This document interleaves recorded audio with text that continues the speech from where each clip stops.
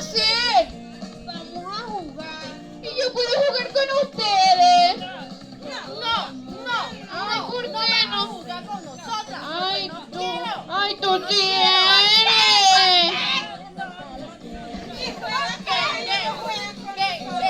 Ay, tú grosera. Papito Dios las va a castigar porque son unas niñas groseras. Oye, Ay, hace pelada.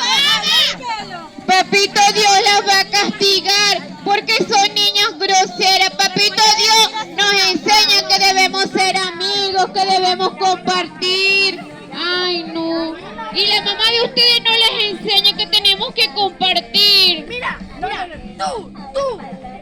tú, a mí no me hables. Ay, grosera esa niña, grosera. Y la mamá que le dice. ¿Tú por qué tienes esos anteojos? Porque yo no veo casi. Se ve fea, se ve fea. Yo no me veo fea. Yo no me veo fea. Yo no me veo fea. Ustedes son mentirosas. ¡Qué mentirosas! Tienes una mona como la mía, mira tu pelo. Tu mamá no te peina. Ay, tú grosera. Nena, tú estás pelucada y también tienes eso feo. Niña, no seas grosera. Ella es mi amiga. Todas vamos a ser amigas y vamos a jugar. Vengan.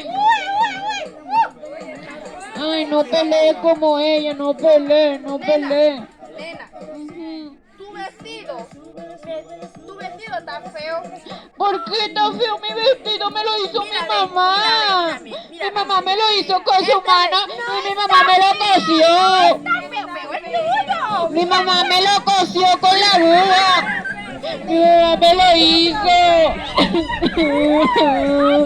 Se lo voy a decir a mi mamá. Ustedes son unas niñas malas. No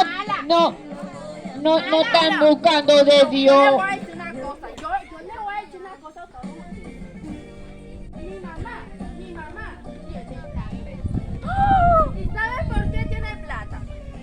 Porque yo llevo